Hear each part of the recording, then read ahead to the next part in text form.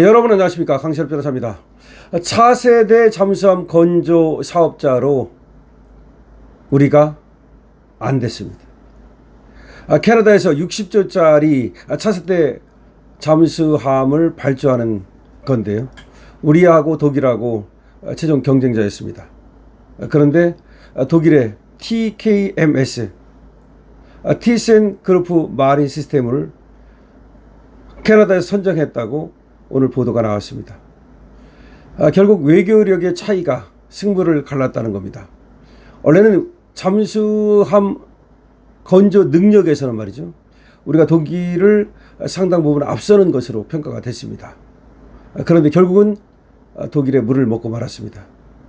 오늘 보도에 따르면 마크 카니 캐나다 총리는 독일 TKMS를 우선 협상 대상자로 선정하는 내용을 공식 발표한다고 보도가 나왔습니다. 카니 총리는 발표를 마친 뒤 티르키예에서 열리는 나토 정상회의에 참석하기 위해 출국합니다. 이재명도 말이죠, 이 나토에 가는데 그야말로 이 캐나다 총리를 만나면 완전 똥 씹은 얼굴이 되겠죠. 결과적으로 우리는 이걸 알아야 됩니다. 이게 뭡니까? 지금 잠수함 건조 사업이라는 건 국방과 관련된 거 아니겠습니까? 이건 단순하게 잠수함을 만드는 능력만 갖고 되는 것이 아니라 세계 질서 속에서의 자유우파 진영으로서의 확실한 어떤 입지, 이런 것들이 필요한 겁니다. 다시 말해서 우리한테 맡겼을 경우에 우리가 기술적으로도 완벽한 잠수함을 만들어줘야 되지만 그런 비밀이라든지 이런 모든 것들이 자유지정 내에서 완벽하게 지켜져야 됩니다. 그런데 우리가 반미하는 스탠스를 보이고 친중하는 스탠스를 보이면서 아무래도 불안감을 심어준 것은 아닌가 지금 생각이 됩니다.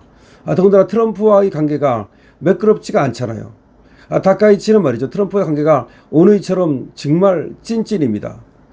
그런데 우리는 너무나 지금 껄끄럽습니다. 미 의회 법사위원회에서 쿠팡을 차별하지 말라고 공식 보고서를 낼 정도로, 그리고 미 백악관에서도 마찬가지로 한국에 대해서 경고를 할 정도로 지금 껄끄럽습니다. 우리 외교력은 사실 미국에도 전혀 통하지 않고 있습니다. 그렇다면 미국의 하나의 준이, 이런 얘기까지 나오는 캐나다가 잠수함을 발주하는데 과연 미국과 사이가 나쁜 나라에 발주를 할까요? 천만의 말씀 아니겠습니까? 기가 막힙니다. 이거 우리가 수주할 가능성이 많다고 이재명 정부에서도 굉장히 설레발을 떨었는데 결국 물 먹고 말았습니다. 보도에 따르면 마크 카니 캐나다 총리는 현지 시간으로 오는 7일 헬리팩스에서 독일 TKMS를 우선 협상 대상자로 선정하는 내용을 공식 발표합니다. 카니 총리는 발표를 마친 뒤 티르키예에서 열리는 나토 정상회의에 참석하기 위해 출국한다는 겁니다. 출국하면 말이죠, 티르키예에서 트럼프도 만나고 이재명도 만나고 전 세계 정상들을 만나게 되는데, 참 나토 회의 직전에 이와 같이 발표를 하고 물을 먹으니 참 이재명 표정이 궁금합니다.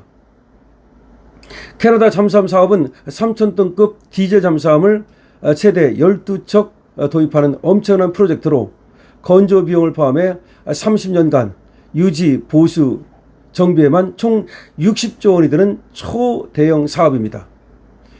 이번 사업은 캐나다 해군이 운영할 차세대 잠수함 12척을 도입하는 프로젝트인데, 한국의 하나오션과 독일의 TKMS가 최종 경쟁을 벌여왔습니다.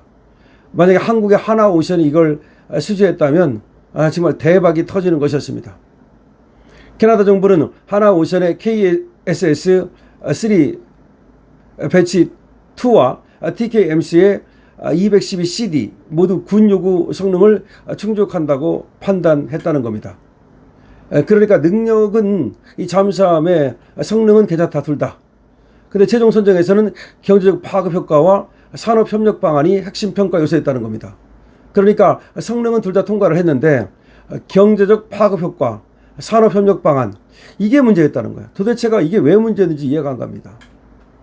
하나오션은 700억 달러 이상의 투자와 무역 확대, 연평균 2만 5천 개 일자리 창출을 제안했고, 독일은 사업기간 860억 달러의 국내 총생산 유발 효과와 65만 잡이어 그러니까 고용 창출 효과를 제시를 했다는 겁니다. 이번 발표는 우선 협상 대상자 선정으로 최종 계약 체결까지는 또 추가 협상 진행이 예정됩니다. 어쨌든 간에 우리가 하나오션이 60조짜리 대형 잠수함 건조 사업 굉장히 기대를 많이 걸었습니다. 그런데 결국은 TKMS 독일로 넘어갔다. 지금 속보가 나왔습니다. 물론 뭐 경쟁을 하다가 안 될 수도 있습니다. 뭐 사업이라는 것이 그렇습니다. 그러나 우리가 상당히 기대를 많이 했고 정부에서도 여기에 아주 많은 지원을 한 것으로 알고 있습니다. 그러나 이것이 외교력의 어떤 부재가 아닌가, 그리고 한미 관계의 어떤 그 껄끄러움 때문이 아닌가라는 생각을 하게 됩니다. 캐나다는 영연방 국가로서 영국, 미국, 호주, 캐나다 여기는 거의 한 나라라고 생각하면 됩니다. 영연방 국가라 해서 자기들끼리 모임도 있고 그렇습니다. 그러니까 미국과 캐나다를 분리해서 보면 안 되는 겁니다. 미국과 캐나다는 사실은 하나의 나라라고 봐도 과언이 아닙니다.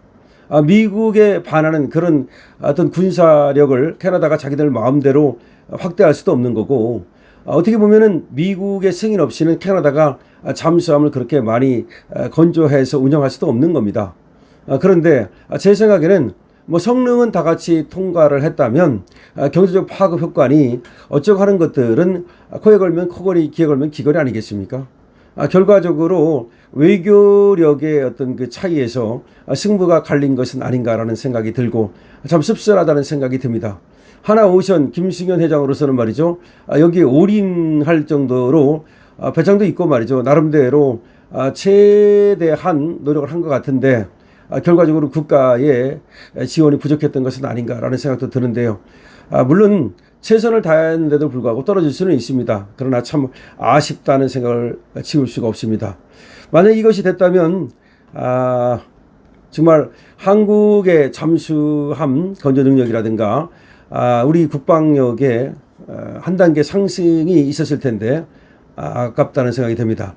뭐 잘 싸웠다 뭐 이렇게 얘기도 나오고 있습니다만은 글쎄요, 이게 잘 싸운 걸까요? 원래 이제 하나오션하고 현대중공업하고 같이 컨소시엄을 구성을 한다는 건데 중심은 하나오션이 되는 것이었죠. 우리 배를 굉장히 잘 만든다는 점에서 우리가 또 잠수함도 잘 만들거든요. 그런 점에서 우리 능력에 비해서는 참으로 아깝다는 생각을 하게 됩니다.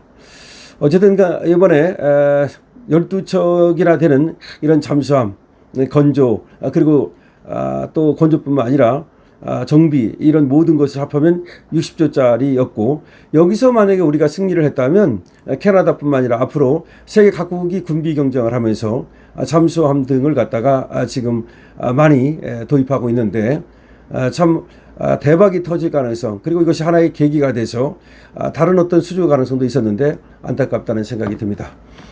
자, 하나오션과 현대중공업이 사실상 같이 컨소시엄으로 건조하려고 했던 잠수함 캐나다 사업 우리가 결국 놓치고 말았습니다. 뭐 더 후속 보도를 봐야 되겠습니다만은 이재명 정부 표정이 어떨지, 지금 이재명이 나토 간다는 건데 캐나다 총리를 만나면 어떤 표정을 질지 참 궁금하네요. 강시혁입니다. 좋아요, 구독 부탁드립니다.